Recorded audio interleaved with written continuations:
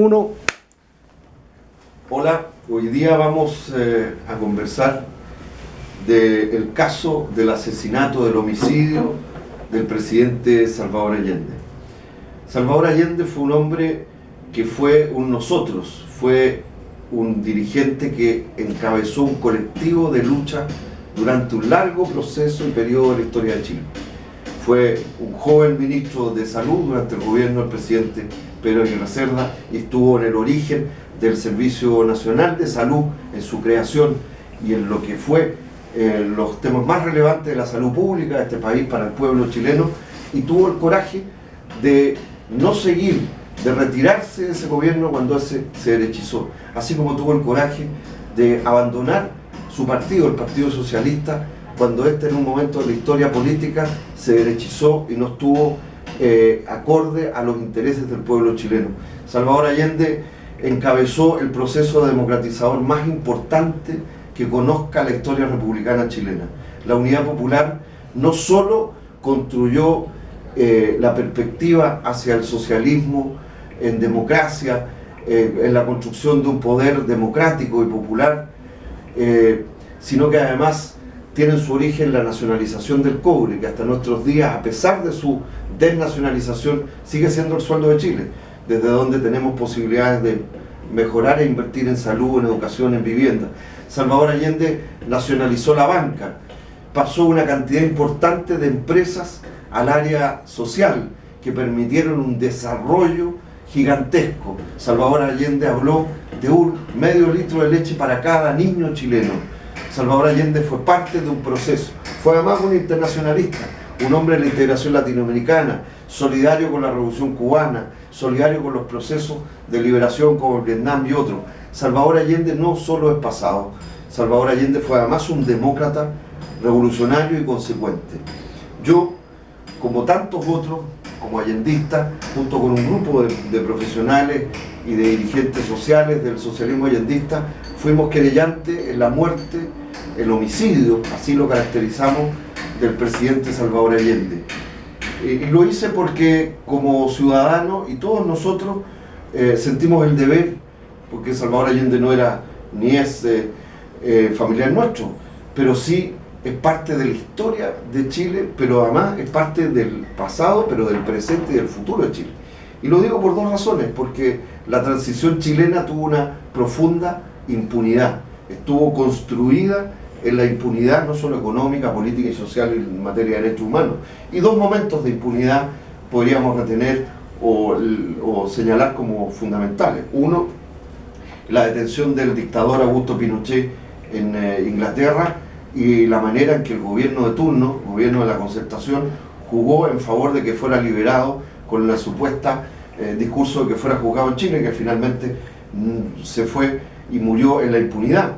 Y en segundo lugar, y quizás el primero y central, es el caso del homicidio, de la muerte violenta del presidente Salvador Allende en La Moneda el 11 de septiembre de 1973, porque finalmente la transición chilena se basó sobre la lógica de la impunidad de la muerte de Allende y sus colaboradores violentas en La Moneda, y por cierto en la represión a partir de esas horas durante más de 17 años del pueblo chileno de manera brutal. Por eso hemos invitado esta mañana a Roberto Ávila. Roberto Ávila es un abogado académico de Derecho, abogado de la Universidad de Chile, tiene una larga trayectoria, fue abogado de la Becaría de la Solidaridad como abogado de Derechos Humanos, es un allendista y es un hombre que encabezó como abogado querellante este proceso inédito en la historia, además jurídica chilena, este proceso que sustanció el magistrado Carroza. Roberto, ¿cuál es, desde tu punto de vista, porque este proceso estuvo durante 2 años y medio alrededor, tú estuviste litigando y lograste que no se cerrara, porque no era evidente, ¿no? Se quería llegar solo a esta conclusión de este supuesto suicidio, que tiene una lógica, ¿no? Que es decir, mire, si alguien se suicidó no fue por mano propia, por lo tanto no hay responsabilidad de terceras personas.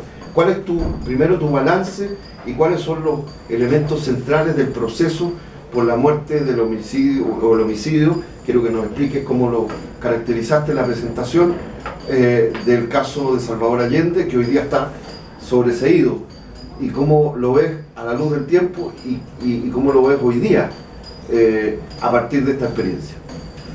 Bien, gracias Esteban por la invitación. La causa está sobreseída definitivamente en la justicia chilena, pero vamos a recurrir a la Comisión Interamericana de Derechos Humanos para que este proceso sea reabierto, porque esto ha sido un ejemplo de la impunidad, de la denegación de justicia. Perdón, hay un antecedente que se me fue que sería imperdonable. Roberto presentó una querella de esta naturaleza también durante la dictadura, que fue archivada, para que no se diga que además fue solo hecho ahora en democracia, porque lo hicieron tantos años después. Por favor, sigue. Sí, el año 1986 nosotros presentamos una querella por 92 delitos en contra del general Pinochet y los demás integrantes de la Junta Militar, que en ese momento ejercían con mano de hierro el poder en Chile. Esa querella duró algunos minutos en el quinto juzgado civil de Santiago. ¿Qué pasó ahí? Ahí se arrestaron en la misma sala de la presentación a varios de los querellantes. Se arrestaron a los querellantes. Los querellantes fueron arrestados ahí mismo. Me acuerdo del ex intendente Julio Estuardo González, de los dirigentes, los profesores Jorge Pavé, un dirigente de Valencia, de los pobladores. Eduardo Valencia, claro. El dirigente de los mineros Luis Suárez Segarra. Y esa querella está en el origen de esta otra, ¿no? Claro, ellos se declararon incompetentes, el tribunal no quería materialmente recibir el documento. Yo me acuerdo que con una cosa muy gráfica, él tomaba y le quemaba en las manos y soltaba el documento. Y se fue a la Fiscalía Militar, y en la Fiscalía Militar salió una resolución muy especial, donde le daban conocimiento al ministro del Interior de la época para que iniciara acciones en contra de los querellantes, que la resolución judicial señalaba como malos chilenos, desleales y traidores a la patria por haber injuriado la sagrada persona del comandante en jefe del ejército. Cuando nosotros pedimos copia de esa resolución, que era una perla de lo que era la justicia militar, nos negaron esa copia. Ese proceso está ingresado en la Fiscalía Militar 26 de junio de 1986, pero oportunamente se extravió. Y cuando retomaste esto con el magistrado Carroza, que entiendo que tiene mucho de material, ¿cuál fue el centro de la querella que presentaste? Presentamos juntos, pero tú fuiste la abogada. Ese proceso se perdió en el tiempo y nunca la justicia militar ha querido entregarlo a la justicia civil, como parte del juicio del ministro Carroza. El presidente de la Corte Suprema, don Milton Huica, consciente que Chile tiene una deuda enorme en materia de derechos humanos, le pidió a la fiscal judicial de Santiago que iniciara acciones por aquellos casos de homicidio, solo homicidio, en que ni siquiera se hubiera abierto una investigación, donde no se había hecho nada. Y la fiscal logró encontrar 512 homicidios donde no se había abierto una investigación. Y uno de ellos era el del presidente. Lo que da cuenta de la magnitud del genocidio que se vivió en Chile. Correcto. Porque después de todo lo que hicieron las organizaciones de derechos humanos como la Vicaría y la Solidaridad, el Comité Pro Paz, el FASIC, el CODEPU, todavía habían cuando menos 512 asesinatos sin siquiera una investigación. Y ella puso aquí al presidente Allende. Los militares habían abierto un proceso amañado por ellos mismos en la Fiscalía Militar para tratar de justificar la tesis del suicidio. No había ninguna razón para que ellos tramitaran ese proceso porque Allende era un civil. No tenían competencia para ello.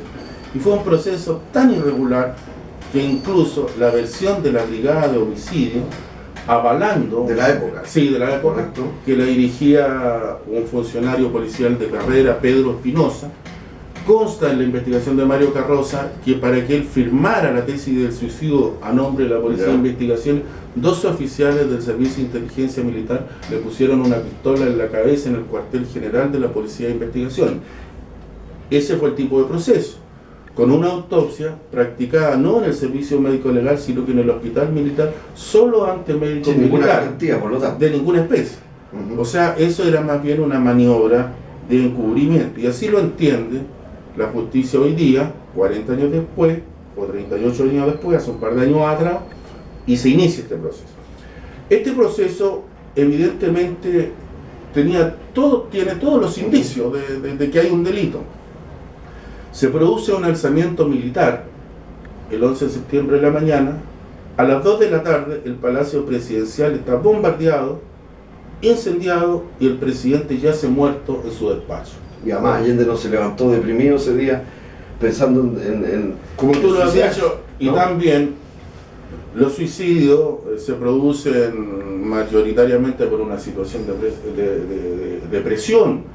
Allende no estaba deprimido, se puso un casco, combatió fusil en mano, se dirigió al pueblo y los trabajadores. Esa no es la actitud de una persona que cree que la única resolución de los problemas de su vida es partir a otra vida.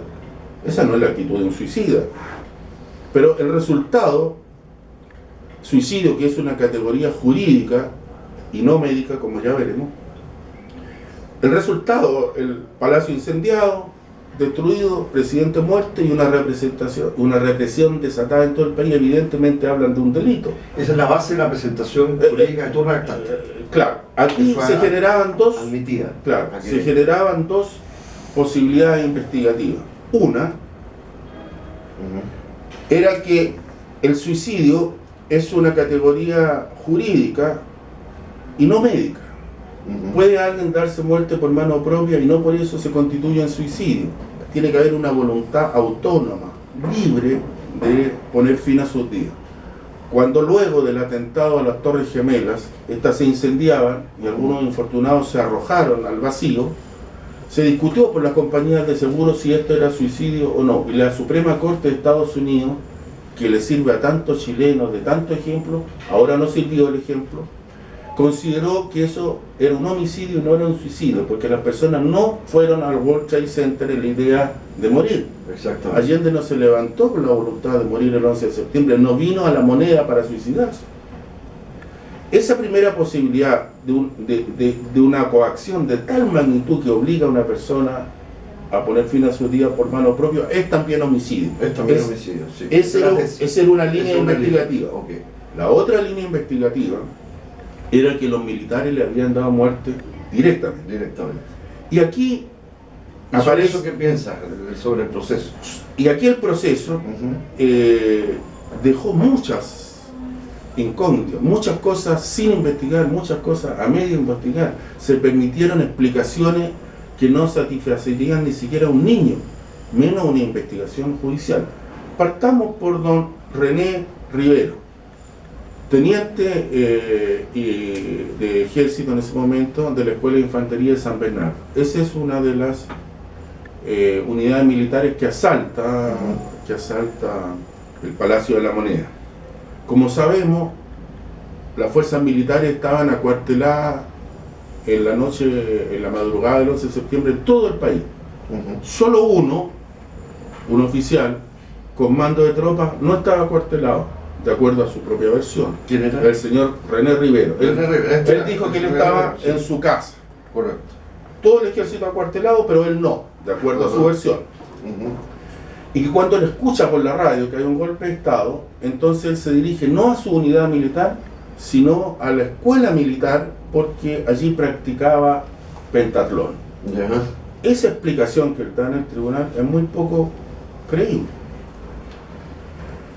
Nunca se investigó quién lo recibió en la escuela militar, si hay ingreso en la unidad militar, todo se anota a disposición de quien se puso. Dice que continuó varios días después de la escuela militar. Esa orden que él la dio, no hay registro. Eso nunca se investigó, esa coartada de que él no estaba. Pero don René Rivero no es cualquier oficial.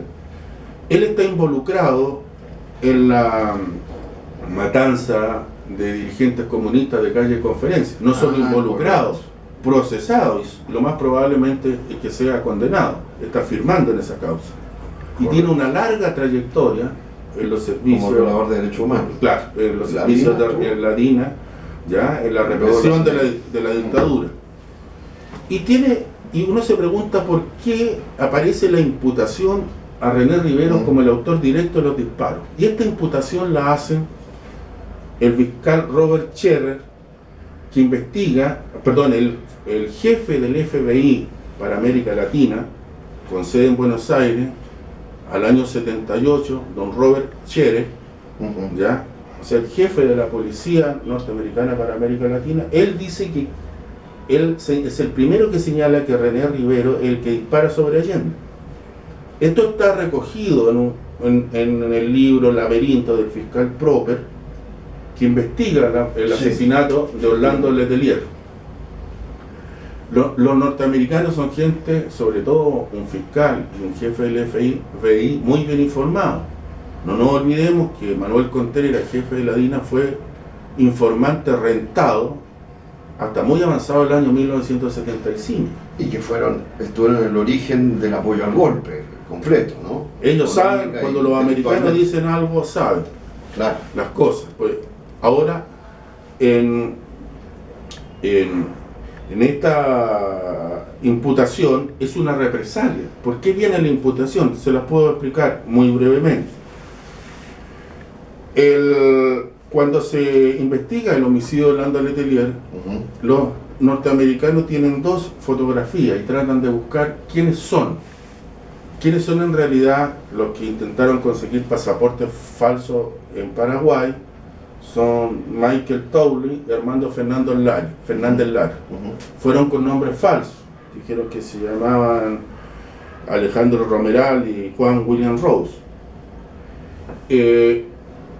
El ejército chileno, la CNI, el gobierno, la dictadura trata de engañar a los fiscales militares, a los fiscales norteamericanos, y les dice que esas personas que trataron de conseguir pasaportes falsos no eran ni Fernández Lario ni Michael Townley, como después se acreditó, sino que eran los oficiales Mosquera y René Rivero. Ni más ni menos. Entonces ellos tratan en una reunión del 16 de marzo en la CNI, en la que concurren Jerónimo Pantoja, subdirector de la CNI, el director Mena, que se suicidó hace poco, y Enrique Montero Marx, subsecretario del Interior a nombre del gobierno, de decirle que son estos dos oficiales, René Rivero y otro oficial. Ahora bien, si esta, que es la más grande operación que hace la DINA, la que mayores problemas le trae, para tratar de encubrirlo, ponen a René Riveros como una persona que va a ir a mentir a los tribunales norteamericanos, es porque un hombre de extraordinaria confianza, no es cualquiera, es un hombre en la cual se confía mucho en él. Y como represalia a el fiscal Proper tomó la carpeta y se la depositó con vehemencia sobre el escritorio del director de la CNI y le dijo que el gobierno norteamericano no iba a aceptar esa mentira, y como represalia entonces los norteamericanos tomaron dos grandes represalias. Dieron a conocer que a René Rivero lo que sí había hecho era matar al presidente, y segundo, le boicotearon el viaje a Pinochet a Filipinas. Y esta línea a René Rivero nunca fue considerada por el lo citaron a declarar, y dijo simplemente que esto del señor Scherer, primero dijo que era primera noticia que tenía que lo habían involucrado. Es un hombre que trabaja en inteligencia, un libro publicado en 30.000 ejemplares, y primera noticia que tiene. Segundo dijo, mire, seguramente Scherer, un día yo lo acompañé, lo fui a buscar al aeropuerto, y como hice el trámite tan fácil, a consecuencia de eso él debe haber deducido que yo maté a Allende. Una cosa absolutamente ilógica. Este es el mismo señor que hace poco hay una persona que fue entrevistada por el director de la Radio Universidad de Chile, Juan Pablo Cárdenas. Es la misma. Que fue torturado, y este señor, es el mismo Rivero que se ufanaba de haberle disparado, haber matado al presidente Allende y tener su reloj. Es el mismo, estamos hablando de la misma persona. Correcto. Y que se pidió la reapertura en tribunales chilenos, y los tribunales chilenos denegaron la apertura. La verdad siempre aparece, va a brotar por distintos lugares. Ahora bien, este señor René Rivero quedó sin investigar. Ahora, y volvamos al tema de por qué entonces hay una exhumación. Después te quiero se hace una exhumación. Pedirte también que te refieras a los pilotos, porque sé que el proceso tú diste los nombres de los pilotos que bombardearon, incluso hay un ex comandante en jefe de la FARC, nombrado por la Concertación, por los gobiernos de la Concertación, que bombardeó al presidente, y pediste su procesamiento. Eso es un tema, y el otro es ¿Qué pasa con la exhumación a propósito de todo esto? Si puede y la vincular autopsia. las dos cosas, por favor. Y la autopsia, por cierto. Mira, el bombardeo de la Moneda, evidentemente a una persona con honor y sentido de la dignidad de su cargo lo está empujando a la muerte. Le está diciendo, te estamos buscando para matarte, y no te vamos a matar como a cualquiera, te vamos a matar en medio de las peores y terribles vejaciones y humillaciones. Eso es lo que dice el bombardeo. El bombardeo era militarmente innecesario, era un acto de intimidación para demostrar que estaban dispuestos a usar la fuerza bruta sin limitación. Sí. Ahora, el ministro Carroza dijo que eso no tenía que ver con la muerte de Allende. Eso no tiene. Claro. O sea, que este no quería bombardear Allende con el objeto de matar. Claro, que a él le habían pedido que investigara la muerte de Allende, que como Allende se había matado por mano propia, entonces eso no tenía nada que ver. O sea, una cosa que no influye en nada en el comportamiento. No tiene ninguna vinculación. Pero bueno, ese razonamiento que no compartimos y que alegamos ante las Cortes, bueno, derivó en que con posterioridad iniciáramos una acción judicial ya propiamente por el bombardeo, donde está, que la lleva el ministro Miguel Vázquez Plaza, y ya hay una investigación bastante avanzada. Está en curso. Está en curso. Ahora, la autopsia que se realizó no hizo sino repetir lo que había dicho la autopsia de los propios militares. Señaló cosas que insostenibles, que no registraba muestras de alcohol el cuerpo del presidente. ¿Cómo podían saber eso? Si ellos solo periciaron huesos esqueletizados, un cadáver esqueletizado. Dijeron que no tenía muestras de agresión interna. Pero perdón, los huesos no registran todas las agresiones físicas que puede ser objeto de una persona. Y reprodujeron casi a la letra la autopsia de los militares.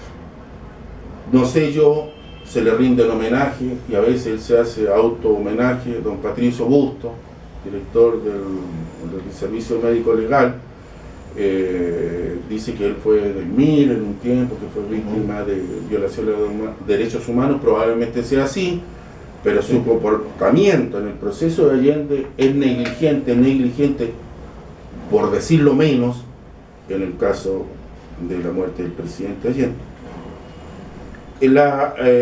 No hubo nunca una voluntad seria de investigar, y uno se pregunta por qué. Pero yo quiero contar, tú hiciste, yo me recuerdo, una enorme varias observaciones y una recusación de los resultados de la autopsia, ¿no? Claro, de la exhumación. Planteamos los temas de la autopsia, el bombardeo de la moneda como agente inductor, acreditamos cómo todos los demás colaboradores de Allende fueron asesinados de forma salvaje. Que habían complot en contra de Allende ya desde el año 70, el mayor Marshall, que el objetivo de matar líderes revolucionarios fue permanente. Incluso los norteamericanos mataron al presidente Woody Diem, que era un presidente títere que tenían en Vietnam del Sur, y que mire qué curioso, también se suicidó en la versión oficial. O sea, estos suicidios son muy... Y uno se pregunta por qué hay tantos cabos sueltos, cosas sin investigar. La Corte Suprema chilena determinó que esto debía haber un sobreseimiento definitivo. O sea que esto nunca más se podía investigar, aunque aparecieran antecedentes tan nuevos o poderosos como la entrevista que acaba de hacer Juan Pablo Cárdenas en Radio Universidad de Chile, una persona que cuenta directamente cómo este mismo René Rivera se jactaba de haber matado a Allende y exhibía el reloj que le había robado al presidente de la República, para que esto nunca se viera. Y uno se pregunta por qué. Pero en este proceso pasaron cosas, perdóname, Esteban, quiero contarte. Quiero preguntar por qué después, quiero nada más que integrarte, la hija del presidente Allende, mira, cuando llevábamos Isabel Allende, ¿por qué ella nunca quiso o tuvo tantos reparos a los que éramos querellantes, a ti particular en este proceso? ¿Por qué? No, a mí, a ti también. Entonces, a todos. No, que éramos querellantes. A todos los que buscaban aclarar la muerte de su padre, ella no le simpatizó. En tu opinión, mira, el por qué no lo sé. La psicología es una cosa compleja y no es mi especialidad.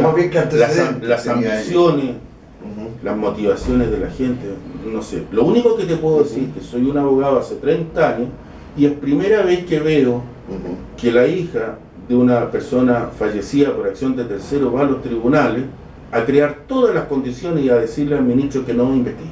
Eso no lo dijo vimos al ministro Carroza, ¿no? Cuando ¿Qué le nosotros dijo cuando sobre nosotros nosotros, que llevábamos éramos un querellados? mes de explicación, Es bueno que la cuando gente lo nosotros conozca. llevábamos un mes Como que ya admitido. y claro, y estaban planteándose diligencia y había muy buena predisposición en el tribunal. La doña Isabel Allende, hija del presidente Allende, concurrió y se hizo parte, no como querellante. Hacerse parte de los contenidos de la querella. Cuando tú eres querellante estás denunciando un delito. Correcto. Puede que conozca o no los autores, pero tú dices, mire, yo quiero que se investigue y se ¿Y sancione. ella se hizo parte de qué manera? De una manera que no existe en el Código de Procedimiento Penal, pero que fue aceptada para estar informada. Y constituyó 2 abogados ahí para estar informada. Y luego de esto yo tengo una entrevista con el ministro Mario Carroza, quien cambia absolutamente su actitud conmigo y me dice, bueno, yo pensé que estábamos todos remando para el mismo lado. Yo pensé que estábamos remando todos para el mismo lado. Conversó conmigo la hija del presidente, parece que no es así. Y de ahí en adelante, y señaló que quienes iniciaron esta acción eran los alborotadores, que no teníamos un partido político legal. Los socialistas allandistas, claro, como movimiento, claro. O sea, entonces, un movimiento, y además no es ilegal, no tiene formalidad, pero es legal. Las organizaciones no necesitan constituirse legalmente en Chile de acuerdo a la ley de participación. Bien, pero la predisposición ahí cambió absolutamente. Los militares, los aviadores negaron todo lo que pudieron negar, acompañaban servicios de certificados médicos señalando oportunas enfermedades psiquiátricas, negaban lo innegable. La Fuerza Aérea dijo que no tenía ningún antecedente sobre quién habían pilotado los aviones, que no tenían la bitácora de vuelo, los cuadernos de guerra, la bitácora de vuelo, que nadie sabe quién ¿Quién eran los pilotos? Claro,